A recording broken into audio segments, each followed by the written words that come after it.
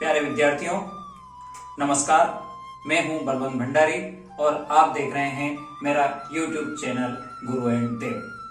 आज हम विज्ञान या भौतिक शास्त्र के कुछ उपकरणों के बारे में देखेंगे और उनको समझने का प्रयास करेंगे। आज पहला जो उपकरण मैं आपको दिखा रहा हूं यह है वर्नियर कैलिपर्स।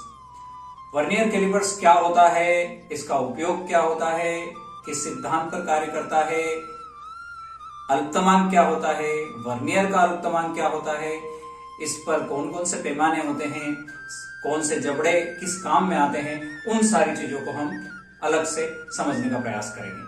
आइए हम देखते हैं वर्नियर कैलिपर्स को बिल्कुल करीब से समझने का प्रयास करते हैं कि वर्नियर कैलिपर्स क्या होता है। आइए देखते हैं वर्नियर कैलिपर्स।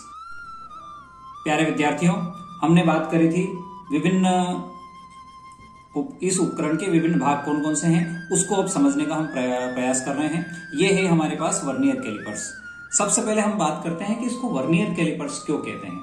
इसको वर्नियर कैलिपर्स इसलिए कहा जाता है कि इस उपकरण का आविष्कार फ्रांसीसी वैज्ञानिक पियरे वर्नियर ने किया था।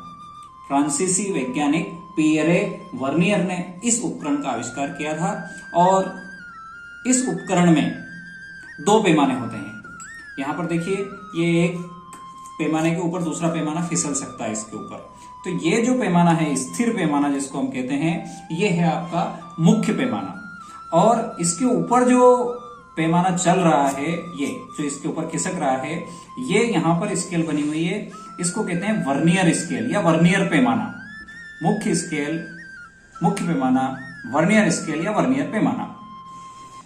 ये दोनों जो एक पत्ती के ऊपर चलते हैं और इसमें जबड़े होते हैं, निचले जबड़े, ऊपर के जबड़े और एक पत्ती। इन तीनों का अपना अलग अलग महत्व होता है। इसकी सहायता से, वर्नियर की सहायता से हम क्या नाप सकते हैं उसको देखिए।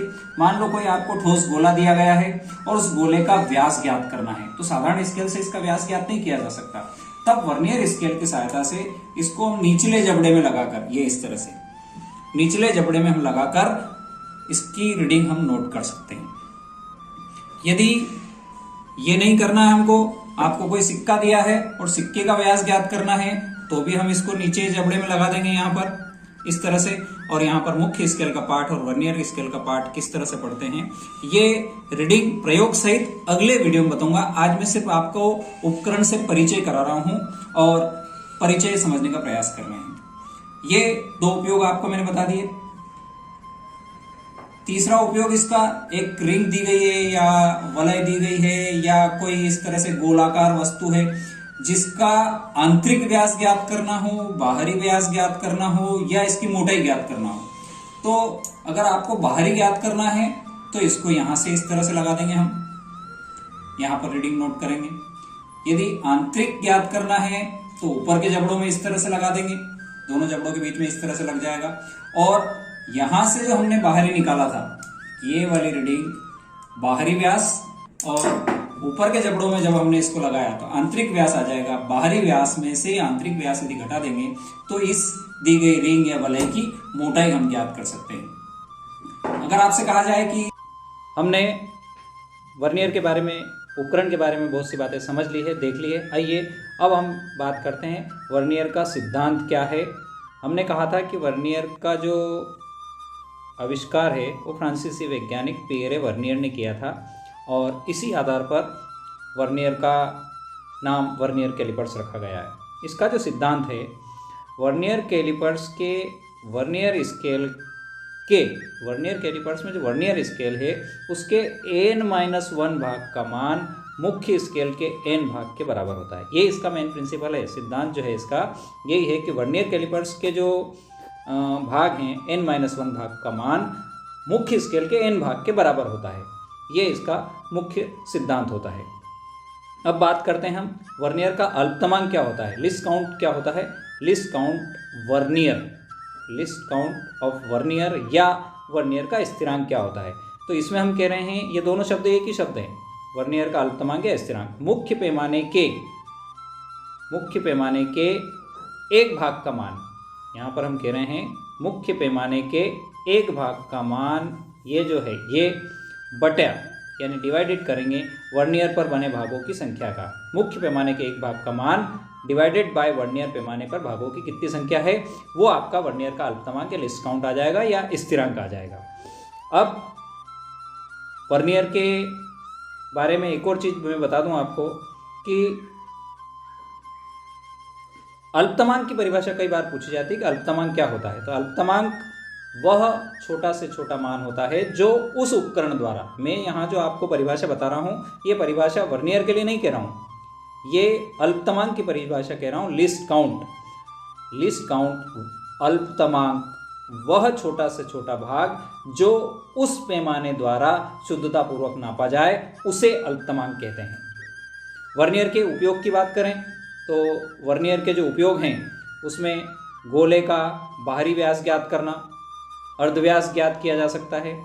बेलन हो, खोखला या ठोस, खोखला अगर है तो आंतरिक व्यास भी निकाल सकते हैं और ठोस अगर बेलन है तो बाह्य व्यास उसका निकाला जा सकता है। कोई रिंग आपको दी गई है, उस रिंग की बाहरी और आंतरिक व्यास ज्ञात करना।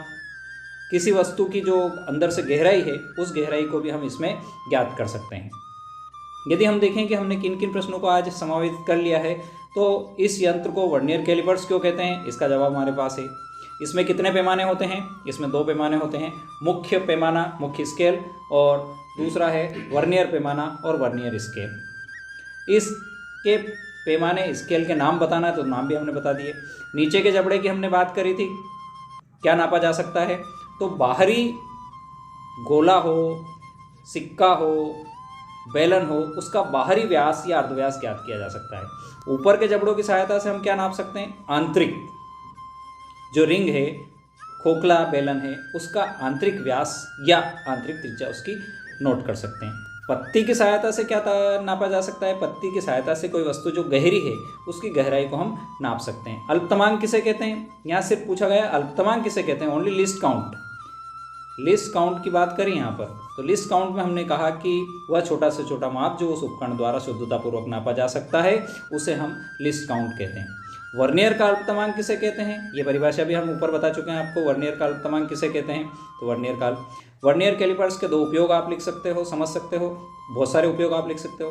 क्या वर्नियर स्थिरांक और वर्नियर अल्पतमांक अलग अलग होते हैं, तो नहीं, दोनों अलग अलग नहीं होते हैं, दोनों एक ही होते हैं। अगर आपको वीडियो पसंद आया हो तो लाइक करें, शेयर करें और अपने दोस्तों को ज़रूर बताएं। और यदि आप हमारे चैनल पर पहली बार आए हैं तो चैनल को सब्सक्राइब करना ना भूलें। ओके, थैंक यू, जय जिनेंद्र।